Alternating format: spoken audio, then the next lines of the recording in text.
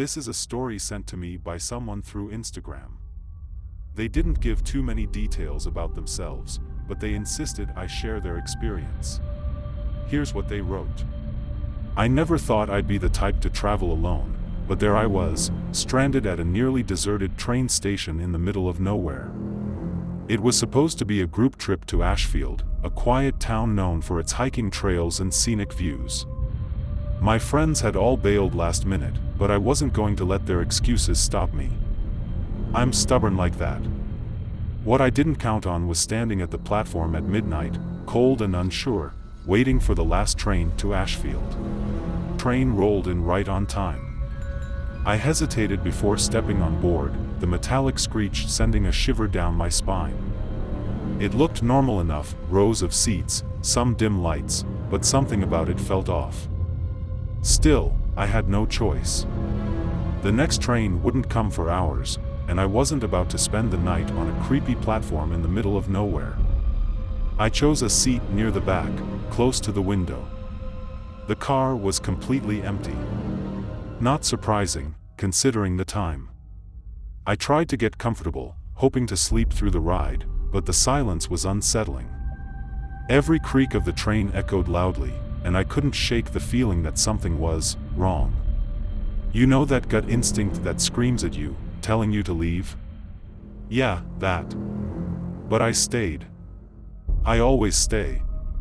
After a few minutes, I glanced around, expecting the car to still be empty, but my heart nearly jumped out of my chest. Across from me, there was a man. He wasn't there when I sat down. I swear I'd have noticed. He was dressed in an old-fashioned suit, completely still, staring straight ahead. His pale skin glowed under the dim light, and his eyes, they were hollow. It's hard to describe, but they looked dead. I tried to convince myself that maybe I just hadn't seen him bored, but something didn't seem right. He hadn't made a sound. Not a cough, not a footstep. My pulse quickened. I turned to look out the window, hoping to distract myself, but the darkness outside was oppressive. I couldn't see a thing. Suddenly, the train jolted, and the lights flickered. The train was slowing down, screeching like nails on a chalkboard. But when I looked out again, we weren't at a station. We were in the middle of nowhere, surrounded by darkness. That's when I noticed something worse. The man wasn't staring ahead anymore. He was staring at me. I could feel my throat tighten. "Excuse me," I managed to say, my voice barely audible. "Do you know why we've stopped?" Nothing. No response. He just stood up. My heart pounded in my chest as I backed up, gripping my bag.